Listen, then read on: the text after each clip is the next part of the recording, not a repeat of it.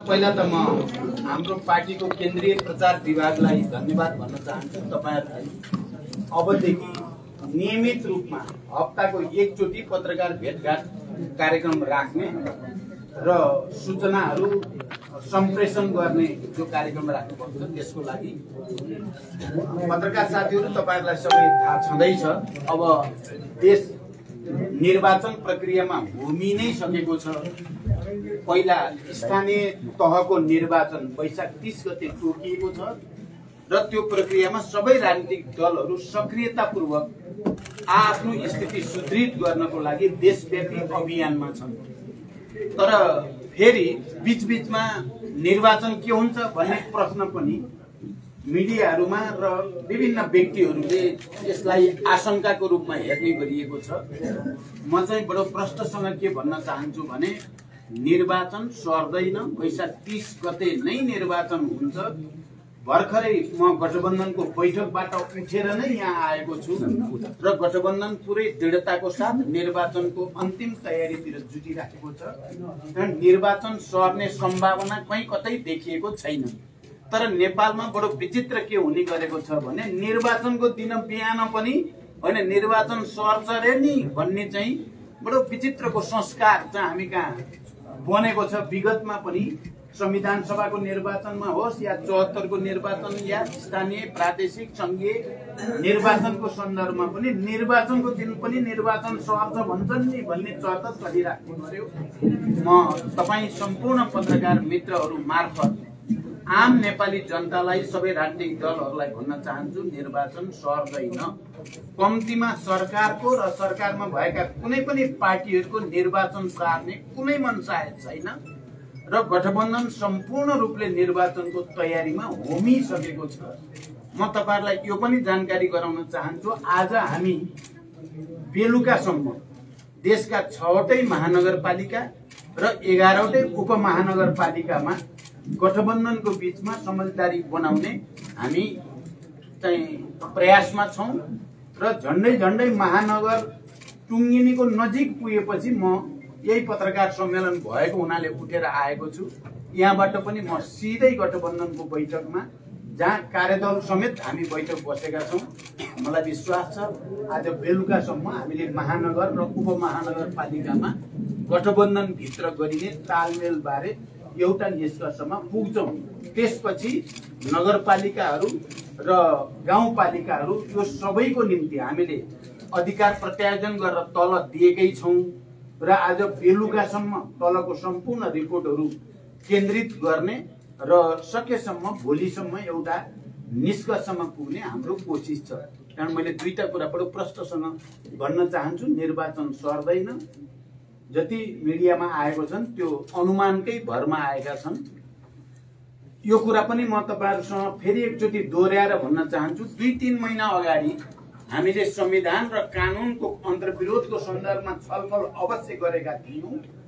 तर त्यसमा निर्वाचन आयोग र सबै राजनीतिक दलहरूको चाहिँ समझदारीले हामीले निर्वाचनतिर नै जानु उपयुक्त हुन्छ भनिसकेपछि गठबन्धन भित्र निर्वाचन सार्ने बारे कुनै पनि तर्क वितर्क हाम्रो भएको छैन। हामी निर्वाचनको तयारीमा नै केन्द्रित भएर लागेका छौं र म आम मतदाताहरूसँग पनि अपील गर्न चाहन्छु निर्वाचन वैशाख 30 गते नै हुन्छ र त्यसको तयारीमा आफ्नो ठाउँबाट सहयोग गर्न योगदान गर्न म सबैसँग अपील पनि गर्न चाहन्छु। दोस्रो कुरा मैले भन्ने यो छ। तेस्रो कुरा तपाई हामी सबैलाई थाहा छ हामी गत सालदेखि अहिलेसम्म आउँदा एउटा बडो पेचिलो अन्तर्विरोधमा नेपालका राजनीतिक दलहरूभित्र चाहिँ त्यो अन्तर्विरोधको प्रक्रिया अगाडि देखा पर्यो। एउटा संविधानलाई चाहिँ कुनै न कुनै तरिकाले संविधानलाई घात गर्ने संघीय लोकतान्त्रिक गणतन्त्रलाई उल्ट्याउन खोज्ने अलि अतिवादी खालको प्रवृत्ति अराजकतावादी र हामीले त्यसलाई प्रतिगमनकारी पनि भन्यौं र प्रतिक्रान्तिको प्रवृत्ति भन्यौं। त्यो प्रवृत्ति देखा पर्यो र त्यसका विरुद्ध संघर्षको स्थिति भयो। त्यही संघर्षको क्रममा गठबन्धन तयार पनि भयो। सडक संघर्ष हुँदै गठबन्धन हुँदै अदालत र राष्ट्रपति कार्यालयसम्म गइसकेपछि एउटा नयाँ सरकार आयो, यो हामी सबैलाई थाहा भएकै कुरा हो। र अझै पनि संघीय लोकतान्त्रिक गणतन्त्र, समावेशी समानुपातिक प्रणाली र धर्मनिरपेक्षतालाई कुनै न कुनै रूपले उल्ट्याउन चाहने प्रवृत्ति अहिले पनि देखा परेको छ। एउटा प्रवृत्ति जो हिजोका सामन्त राजा महाराजा र उसँग सम्बन्धित पार्टीहरूसँग गठबन्धन गर्न खोज्ने लोकतन्त्रवादी र वामपन्थीहरूसँग भन्दा चाहिँ प्रतिगामी शक्तिहरूसँग गठबन्धन गर्न खोज्ने प्रवृत्ति र अर्को संघीय लोकतान्त्रिक गणतन्त्र अनि संविधान र राष्ट्रियताको रक्षा गर्न खोज्नेहरूको बीचमा गठबन्धन। तपाईँ हामीले देखेका छौँ दुईटा गठबन्धनका। तपाईँ गठबन्धनका पार्टीहरूका अनुहार राम्रोसँग हेर्नुभयो भने कुन गठबन्धन लोकतन्त्रवादी परिवर्तनकारी संघीय लोकतान्त्रिक गणतन्त्रको पक्षधरको गठबन्धन हो र कुन त्यसलाई उल्ट्याउन खोज्ने हो भन्ने कुरा प्रष्टै देखिन्छ। किनभने यो निर्वाचन एकचोटि फेरि प्रतिगमन विरोधी आन्दोलन हिजो जसले हामी देशका अत्यधिक धेरै राजनीतिक दलहरू, तपाईँ पत्रकार साथीहरू सबै जसो नै झन्डै मैले हेर्दा त 99% पत्रकारहरू, बुद्धिजीवीहरू, नागरिक समाजका अगुवाहरू, नागरिक आन्दोलनका अगुवाहरू, न्याय क्षेत्रमा काम गर्ने सबै पूर्व प्रधान न्यायाधीशदेखि न्याय क्षेत्रका सबै वरिष्ठ व्यक्तित्वहरू र आम नेपाली जनताको समेत पहल कदमीमा संविधान विरोधी जो प्रतिगामी कसरत आएको थियो त्यसलाई असफल तुल्याइएको हो। अहिले पनि ती सबै शक्तिहरू जो हिजो पटक पटक असंवैधानिक र अलोकतान्त्रिक तरिकाले बडो निरङ्कुश र निर्मम तरिकाले संविधान मिच्ने प्रवृत्ति देखा परेको थियो, जसका विरुद्ध नेपाली समाजका सबै वर्ग, जाति, क्षेत्र, लिङ्ग, समुदाय, पत्रकार, बुद्धिजीवी, नागरिक आन्दोलन सबै एक भएर हामी लडेर त्यसलाई परास्त गरिएको थियो।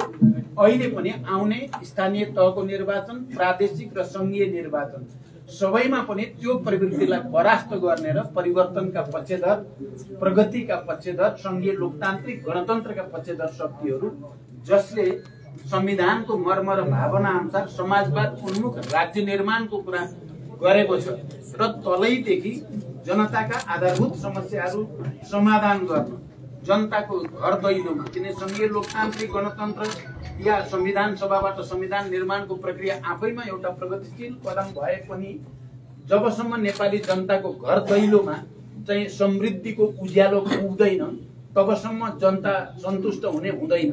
त्यसकारण स्थानीय स्तरदेखि नै समाजवादका गुणहरू रोक्ने, त्यहाँ निजी, सहकारी र सार्वजनिक क्षेत्रको साझेदारीबाट समाजवादका गुणहरू कसरी विकास गर्ने, उत्पादन वृद्धिलाई कसरी अगाडि बढाउने, शिक्षा, स्वास्थ्य, रोजगारीका विषयहरूलाई कसरी सम्बोधन गर्ने, श्रम र उत्पादनको अन्तर सम्बन्ध, विज्ञान प्रविधिको अधिकतम प्रयोगद्वारा उत्पादक शक्तिको विकासलाई सुनिश्चित गर्ने र नेपालबाट हजारौं होइन लाखौंको संख्यामा नेपाली युवाहरू विदेशी नै जो स्थिति छ, नेपाल भित्रै विकास र समृद्धिको नयाँ चाहिँ आधार खडा गरेर विदेशीका युवाहरूलाई पनि देशभित्रै रोजगारीको वातावरण बनाउने, देशभित्र भएकालाई पनि प्रभावकारी रोजगारीको स्थिति कसरी बनाउने, शिक्षा, स्वास्थ्य, रोजगारीलाई हाम्रो संविधानले मौलिक अधिकार भनेको छ, तर त्यो मौलिक अधिकारको कुरो अहिले पनि जनताले प्रत्यक्ष उपभोग गर्न पाउने स्थिति बनिसकेको छैन। त्यसको निम्ति आवश्यक कानुनहरू बनाउने र आम नेपाली जनतालाई शिक्षा, स्वास्थ्य, रोजगारीमा उनीहरूको पहुँच, राज्यद्वारा उनीहरूको अधिकार सुनिश्चित गर्ने कुरा पनि यो निर्वाचनको एउटा प्रमुख मुद्दा हुँदैछ।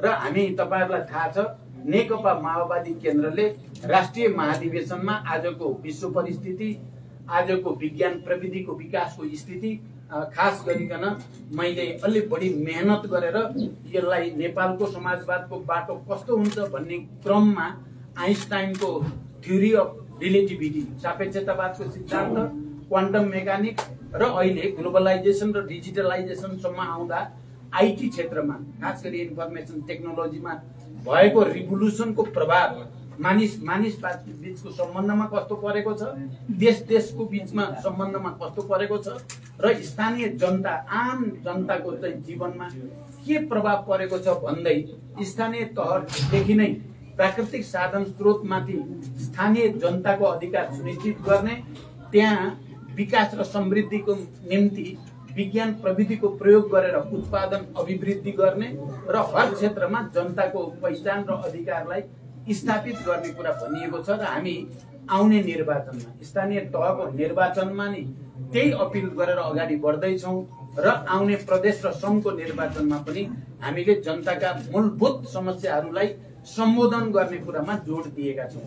र मैले अन्तिममा तपाईँहरूसँग सुरुमा मैले राख्दा यो परिवर्तन जो आएको छ यो सजिलै आएको परिवर्तन होइन। सङ्घीय लोकतान्त्रिक गणतन्त्र समावेशी समानुपातिक प्रतिनिधित्व प्रणाली धर्मनिरपेक्षता भन्ने दशकौं लामो नेपाली जनताको सशस्त्र र शान्तिपूर्ण सङ्घर्ष र पछिल्लो पटक जनयुद्ध र ऐतिहासिक जनआन्दोलन यो दुईटाको संयोजनबाट हजारौं नेपाली जनताका छोराछोरीहरूको त्याग बलिदानको बलमा यो प्राप्त भएको कुरा हो। अहिले दुर्भाग्य के भएको छ भने यो परिवर्तन ल्याउन भूमिका खेल्ने एकातिर, यो परिवर्तन रोक्न खोज्नेको हातमा डाडु पनि यो पर्न गयो विगतमा। त्यसले गर्दा वास्तवमा देश जसरी गतिशील भएर अगाडि जानुपर्ने हो त्यसरी जान सकेन। हामीलाई के विश्वास छ भने हिजो हामीबाट पनि कहीँ कमी भएको छ, कमजोरी भएको छ। हामी आत्मसमीक्षा सहित नेपाली जनताको घर दैलोमा पुगेर हामीले नै यो परिवर्तन, हामीले नै यो देशका मधेसी, आदिवासी, जनजाति, दलित, महिला, मुस्लिम, थारू सबैको पहिचान र अधिकार स्थापित गर्ने लडाईँ लडेको हो। अब यो लडाईँका विरुद्ध जानेहरूलाई चाहिँ पावर दिँदा के हुँदो रहेछ भन्ने कुरा विगतको अनुभवले देखाएको छ। एकचोटि हामी फेरि नेपाल राष्ट्र र नेपाली जनताको सेवामा समर्पित भएर जान चाहेका छौँ। हाम्रो अभियान त्यसैमा केन्द्रित छ। त्यसकारण पत्रकार साथीहरू, तपाईहरूले पनि यो देशको स्थिरताको, राजनीतिक स्थिरताको निम्ति र नेपाली जनताले चाहे जस्तो विकास र समृद्धिको मोडेल विकास गर्नको निम्ति तपाईहरूले पनि पक्कै पनि ऐतिहासिक ढङ्गले एउटा ऐतिहासिक विरासतबाट आएको परिवर्तनलाई स्थापित गर्नेमा तपाईँहरूले पनि सहयोग गर्ने म विश्वास व्यक्त गर्न चाहन्छु। अब तपाईहरुलाई के भन्नु छ भने सोध्नु सक्नुहुन्छ। अनि म सञ्जीव बगाले सेतो पार्टी अनलाइनमा काम गर्छु। हजुर, अहिले तपाईहरुले दुईटा प्रश्न, एउटा महानगर र उपमहानगरपालिकाको तालमेलको कुरा चलिरहँदा तल हामी यो तालमेलको पक्षमा छैनौं भनेर आइरहेको छ। यस्तो अवस्थामा तपाईहरु तल कसरी जानुहुन्छ? र अर्को कुरा, तपाईहरु नगरपालिका र गाउँपालिकासम्म पनि तालमेलको लागि प्रयास गर्नुहुन्छ भएको। भनिहाल्छु है, उहाँले भनेको हामीले पहिलो कुरा त महानगर र उपमहानगरपालिकालाई केन्द्रले नै टुङ्ग्याउने भन्ने नै नीति भएको हुनाले हामी केन्द्रमा टुङ्ग्याउँदैछौँ। अरू नगरपालिका र गाउँपालिकाको हकमा तल्ला कमिटीहरूलाई नै अधिकार प्रत्यायोजन गरिएको र कहीँ समस्या पर्यो भने उनीहरूले केन्द्रलाई रिपोर्ट गरे भने केन्द्रले त्यहाँ सहयोग गर्ने भनेको हुनाले त्यही नीति अन्तर्गत नै हामी अगाडि बढ्दैछौँ। अब जहाँसम्म कोही ठाउँमा हामी मान्दैनौँ, यसो त हेर्नुहोस्, एउटै पार्टीभित्र पनि कसैले टिकट पाउने कसैले नपाउने हुन्छ। नपाउने मध्ये कतिपय असन्तुष्ट हुने, बागी उठ्ने गरेका त विगतका हामीले अनुभव गरेकै छौँ भने 5 दलीय गठबन्धनभित्र तालमेल गर्दा केही असन्तुष्टि, केही विरुद्ध स्वरहरू सुनिनु अब यो लोकतान्त्रिक परिपाटीभित्र स्वाभाविक कुरा हो। तर त्यसले तात्विक फरक केही पनि पार्दैन। पार्टीहरूको गठबन्धनको औपचारिक एउटा डिसिजन भइसकेपछि, संस्थागत निर्णय भइसकेपछि मलाई र हामीलाई के विश्वास छ भने अन्ततः सबै पार्टी र पार्टी पंक्ति र जनपंक्ति पनि त्यही औपचारिक र संस्थागत निर्णयका पक्षमा नै उठ्नुपर्छ। हजुरले चाहिँ गठबन्धनमा यो साझा चुनाव चिन्हमा चाहिँ जाउँ, केही समस्या हुन्छ भने प्रस्ताव लगेको पनि सुनियो। साझा चुनाव चिन्ह बनाएर जाने अब यो अहिले तत्काल सम्भावना देखिएको छैन। यद्यपि हामी आज पनि चुनाव चिन्ह बारे छलफल गर्दैछौँ। के यो सम्भव छ? कमसे कम वडा अध्यक्ष जसको भागमा पर्छ त्यसैको चुनाव चिन्हमा सबै जाने कि भन्ने चर्चा चाहिँ चलेको छ। तर निर्वाचन प्रक्रिया अगाडि बढिसकेको चुनाव चिन्ह बारे पनि एउटा डिसिजन भइसकेको सन्दर्भमा त्यो सजिलो छैन। अझ म शिवनारायण गिरी, नेपाल दृश्य अनलाइनबाट यहाँलाई 2-3 वटा प्रश्न छ, एकै ठाउँमा एटलिस्ट भएर आउँछ। यहाँले भन्नुभयो अब म गठबन्धनको मिटिङमा जान मलाई हतार भइसक्यो भनेर। यहाँले भनिरहनु भएको छ माओवादी समीक्षा गर्न जरुरी छ। यदि माओवादी बलियो भएको भएदेखि तपाईँ बालुटार जानु पर्थेन, तपाईँको कुमलटार र पेरिस टाढामै तपाईँलाई चुनावी प्रस्ताव लिएर आउँथे होइन। माधव कुमार नेपालले चाहिँ अब गठबन्धनमा बाहिरिन् जस्तो सङ्केत पनि गर्नुभएको छ। उहाँले हामीलाई अपमान गरियो भन्नुभएको छ होइन। यसले गरी भरतपुर महानगरमा यहाँको जुन छ रेडियो दाललाई नै बनाउनु पर्ने कारण के हो? डाक्टर शेखर कोइरालाले यदि भरतपुरको नछोड्ने हो भने प्रचण्डलाई गाह्रो पर्न सक्छ भने उहाँले चेतावनी दिनुभएको छ। त्यस्तै गरी यहाँलाई चाहिँ आफ्नो सहकर्मी किन अप्यारो भयो? जस्तै बाबुरामको यहाँले अलि अगाडि गर्नुभएको टिप्पणी शेरबहादुर कसरी प्यारो हुनुभयो, त्यस्तै गरी तपाईँकै बाबुराम भट्टराई र उपेन्द्र यादव बिचको भेटघाटलाई पनि कसरी हेर्ने होइन, यो विषयमा अलिकति प्रश्न पारिदिनु होला। धन्यवाद। पहिलो कुरा, म बलियो भएको भए पनि बालुवाटारै जान पर्थ्यो। बालुवाटार प्रधानमन्त्रीको निवास भएको हुनाले बलियो हुनु र चाहिँ कमजोर हुनुसँग बालुवाटारको सम्बन्ध छैन। म बलियो भएको भए सायद बालुवाटारमै हुन्थे होला। त्यसो भएपछि सबै बालुवाटारै आउँथे। बालुवाटारलाई बुझ्दाखेरि त्यो संस्थागत बुझ्नु पर्यो। दोस्रो कुरा, उपेन्द्रजी र बाबुरामजीसँग मेरो अहिले राम्रै यो निर्वाचन प्रक्रियामा राम्रो कुराकानी भइराखेको छ। तपाईँहरू एकदम क्लियर हुनु होला।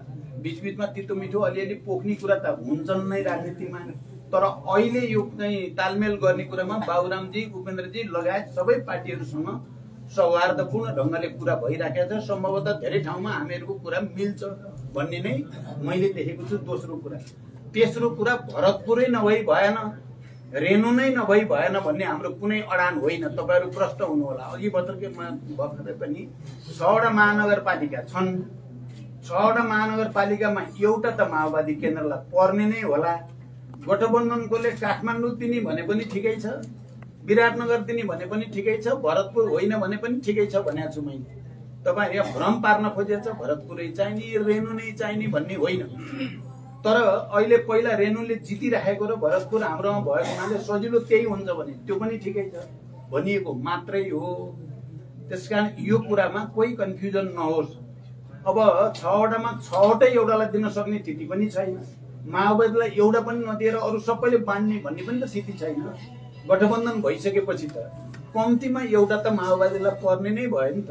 त्यो एउटा पर्नेमा सजिलो जुन हुन्छ त्यही भए हुन्छ भनेका छौँ हामीले। र मोटामोटी चाहिँ फेरि सबै साथीहरूको भित्री मनमा के छ भने भरतपुरै दिनु उचित छ भन्ने काँडेलाई पनि लाग्छ, धेरैलाई, केही नलाए मात्रै होला। त्यसकारण हामी अहिले बेलुकासम्म पुग्नेहुन्छौँ। यदि सहमति जुटेन भने तपाईँहरू एक्लै चुनाव भिन्न तयारी हो कि होइन? हामी हो।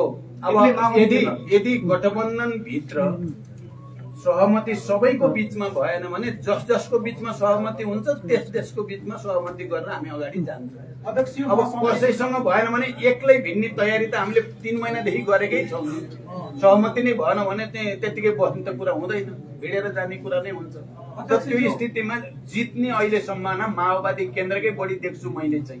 किनभने जनताले बुझिसके देश सङ्कटमा परे बेला बचाउने को रहेछ, यो परिवर्तनप्रति इमान्दार, गम्भीर र जिम्मेवार को रहेछ, सङ्कट मोचन कसले गर्छ देशको भन्ने कुरा जनताले बुझेको हुनाले यो पटक माओवादी केन्द्र एक्लै गयो भने पनि चाहिँ राम्रै हुन्छ। तर हामी गठबन्धनबाटै जान्छौँ, गठबन्धन भित्रैबाट जान्छौँ।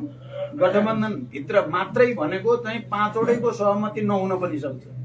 जहाँ जसको सहमति हुन्छ त्यो गठबन्धन भित्रै गरेर निर्वाचनमा जाने हुन्छ। जस्तो हजुरले अगाडि भन्नुभएको थियो महानगरपालिकामा लगभग हाम्रो सहमति भइसकेको छ, बाँकी रहेको उपमहानगरपालिकामा पनि हामी बेलुकासम्ममा टुङ्गोमा पुग्छौँ भन्नुभएको थियो। यसरी हेर्दा कसरी सहमति को नजिक हुनुहुन्छ, कसरी तालमेल गर्ने कुरा भएको छ? र अर्को कुरा भनेको उतापट्टि एमालेले, नेकपा एमालेले राप्रपा नेपालसँग तालमेल गर्ने निर्णय गरेछ, त्यस्तै परिवार दल भन्नेसँग, र अर्को गोविन्दराज जोशी समूह जुन तनहुको नेता हुनुहुन्छ, काङ्ग्रेसको पूर्व नेता भनौँ, उहाँसँग पनि तालमेल गर्ने निर्णय गरेछ। यसलाई कसरी हेर्नु भएको छ? मैले अघि नै भनिसकेँ, एउटा गठबन्धन यही गठबन्धन भयो, अर्को गठबन्धन होली वाइन कुरा भन्नुभयो त सबै राजावादीहरू सबै खालका बनेको हुनाले कुन प्रगतिशील लोकतन्त्रवादी गठबन्धन हो, वामपन्थीहरूको चाहिँ वर्चस्व भएको हो, कुन होइन भन्ने कुरा त छान्ने देखिएकै छ।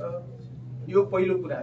दोस्रो कुरा, गठबन्धन भित्र हामीले महानगरपालिकाकोमा अहिले भएको पछिल्लो छलफल तपाईँहरूलाई म प्रष्टै भन्न चाहन्छु। 6वटा महानगरपालिका मध्ये नेपाली कङ्ग्रेसले 3टा महानगरपालिका लियोस्, 3टा चाहिँ माओवादी केन्द्र, एकीकृत समाजवादी र जनता समाजवादी पार्टीले एउटा लियो भने यो न्यायपूर्ण हुन्छ र चुनाव जित्न सजिलो पनि हुन्छ। भन्ने लाइनमै छलफल भएको छ। मैले भनेको यही लाइनमा करिब हामी निष्कर्षको नजिक छौँ भनेको। उपमहानगरपालिका पनि यही लाइन भित्रपट्टि तपाईँले जस्तो महानगरपालिकाको बाँडफाँडको मोडेल सुन्नुभयो त्यही मोडेल भित्रबाट उपमहानगरपालिका पनि टुङ्ग्याउने हाम्रो प्रयास छ। अन्तिम एउटा प्रश्न म श्यामसुन्दर पुडासेनी नेपालभिउज.com बाट। यहाँले अघि नै जनतालाई अपील गर्नुभयो 2वटा गठबन्धन छ, तपाईहरुले विचार गर्नुहोस् 2वटा गठबन्धनमा कुन उपयुक्त हुन्छ भनेर। यहाँले भन्नुभयो संघीय लोकतान्त्रिक गणतन्त्र उल्ट्याउने प्रतिगामी र राजा महाराजा सामन्त जोडिएको एउटा गठबन्धन एउटा अग्रगामी यहाँहरुको गठबन्धन भन्नुभयो। यहाँहरुको सत्तारूढ गठबन्धनमा राष्ट्रिय जनमोर्चा छ जो संघीयता विरोधी हो र अर्को झापामा यहाँले गठबन्धन गर्दै हुनुहुन्छ राष्ट्रिय प्रजातन्त्र पार्टी जो गणतन्त्र विरोधी हो, संवैधानिक राज संस्था चाहिन्छ भनेर। तपाईहरुले फेरि भन्नुहुन्छ कि अर्को पक्षलाई चाहिँ सामन्ती राजा महाराजा जोडिएको र गणतन्त्र उल्ट्याउने षड्यन्त्र प्रतिगामी भनेर अरूलाई आरोप लाउनुहुन्छ। यो कसरी सम्भव भयो? अनि अर्को भनेको गठबन्धन दलमा सहमति भएन भने गठबन्धनमा भएका दलसँग मित्रवत प्रतिस्पर्धा हुनेछ यहाँहरूले भन्दै आउनु भएको छ। भनेको मतलब सत्तारूढ दलसँग चाहिँ मित्रवत प्रतिस्पर्धा र विपक्षी दलसँग चाहिँ शत्रुतापूर्ण प्रतिस्पर्धा गर्छौं, निषेध गर्छौं एमालेलाई भन्न खोज्नु भएको हो कि के हो? अलिक प्रश्न पारिदिनु। अब यो कुरा तपाईले मलाई लाग्छ बुझेर पनि सोध्नुभयो, फेरि दोहोर्याएर तपाईको पनि कुनै मनसा आयो होला प्रश्न सोध्नुको पछाडि। एउटा कुरा के भने पहिलो कुरा झापामा हाम्रो कोही राप्रपासँग यता भयो गठबन्धन भयो भन्ने कुरा सत्य होइन। कुनै खास ठाउँमा कुनै खास व्यक्तिको सन्दर्भमा कुरा होला हुन पनि सक्ला लोकल लेभलमा, हाम्रो भएको छैन। यो पहिलो कुरा। दोस्रो कुरा हिजो नेकपा जुन मनसायले देशको राजनीतिक स्थायित्व विकास र समृद्धिको निम्ति भनेर गरिएको थियो त्यो 2टा मूलभूत कुराले त्यो भङ्ग भएको हो भन्ने कुरा तपाईहरुलाई थाहा छ। एउटा धर्मनिरपेक्षताको ठाउँमा हिन्दू अतिवादतिर जान खोज्ने प्रवृत्तिका कारणले पनि समस्या पैदा भएको हो। तपाईहरुले यो कुरा त बुझ्नु भएको छ नि। अहिले गठबन्धन भित्र यो विषय उठेको पनि छैन, तर अर्को गठबन्धनमा त यही त मुख्य विषय छ। त्यसकारण हामी धर्मनिरपेक्षताको पक्षधर हो या होइन भन्ने कुरा एउटा विषय भएको छ। अर्को हामी यो संविधानमा भएको अग्रगामी चाहिँ धाराहरू र प्रवृत्तिलाई हामी रक्षा गर्न चाहेको हो कि भङ्ग गर्न चाहेको? तपाई राप्रपा भन्नुहोस् या राजा नै फर्काउन पर्छ भन्ने पार्टीहरूसँग गठबन्धन गर्नुको तात्पर्य गणतन्त्रको रक्षाको निम्ति हुन सक्छ त? अनि हाम्रो गठबन्धन भित्र कोही गणतन्त्र विरोधी देख्नु भएको छ त? भन्दा यो त दिनको घाम जतिकै छर्लङ्ग छ नि। मलाई लाग्छ यो पटक नेपाली जनताले एकचोटि फेरि ऐतिहासिक फैसला गणतन्त्रकै पक्षमा, परिवर्तनकै पक्षमा, संघीयताकै पक्षमा, समावेशी समानुपातिकताकै पक्षमा गर्छन्। हाम्रो अपिल त्यही हो र विश्वास पनि त्यही हो। अध्यक्षजी एउटा अन्तिममा तपाईको आन्तरिक मुख्यमन्त्री धन्यवाद। आन्तरिक के भन्दै हुनुहुन्छ? तपाईहरुको जुन छ नि आन्तरिक नियमित पत्रकार सम्मेलन हुन्छ भन्नु भएको छ हैन? यहाँहरुको जुन अर्थमन्त्री फेर्ने कुराहरु पनि आइराछ गभर्नर निलम्बनपछि। त्यस्तै गरी यहाँको महाधिवेशन भएको धेरै भइसक्यो, पूर्णता पाउन सकिरहेको छैन। एमाले अध्यक्ष तपाईहरुको त एकल साँझ भनेर दिइराख्नु भएको छ हैन? के भन्नुहुन्छ यो आन्तरिक कुराहरु तपाईहरु? हाम्रो महाधिवेशनले दस्तावेजहरु सम्पूर्ण हाम्रा नीति योजना कार्यक्रमहरु सर्वसम्मत रूपले पारित गर्यो, यो पहिलो कुरा। अनि महाधिवेशनले केन्द्रीय समिति पनि सर्वसम्मत रूपले पारित गर्यो, निर्वाचित गर्यो। दोस्रो कुरा अध्यक्ष पनि केन्द्रीय समितिले सर्वसम्मत रूपले निर्वाचित गर्यो। तेस्रो कुरा। चौथो कुरा अब निर्वाचन अगाडि आएको हुनाले अरु पदाधिकारी निर्वाचन पछि गरौँला भनेर सर्वसम्मत रूपले निर्णय गरिएको छ। त्यसकारण अधुरो अपुरो भन्न हाम्रो केही पनि छैन। सचेत रूपले निर्वाचन केन्द्रित हुने उद्देश्यका निम्ति हामी अगाडि बढेका छौँ। त्यसकारण त्यस्तो छैन। एकल हामी होइन, किनभने जसले दस्तावेजमाथि 8 दिन बहस गराएर ग्रुप डिस्कसन गराएर सबै चाहिँ सुझावहरू केन्द्रित गरेर परिमार्जन सहित पास गर्ने कसरी एकल भयो? अनि जबरजस्ती चाहिँ दस्तावेज पनि छैन, नीति पनि छैन, सिद्धान्त पनि छैन, एकलौटी गर्न खोज्ने कसरी डेमोक्रेटिक भयो? यो त तपाईहरुले राम्रोसँग बुझ्ने कुरा हो। धन्यवाद। अर्थमन्त्री फेर्ने कुरा होइन होइन, अहिले त्यो कुरा कहीँ एजेन्डामा छैन, चर्चामा पनि छैन। अध्यक्षज्यू नमस्कार, म विक्रम श्रेष्ठ यो अन्त्यमा है तपाईको गठबन्धनको छलफलमा चुनावी सहकारी हुने सम्भावना केही छ? कोसँग? विप्लव नेतृत्वको माओवादी पार्टी।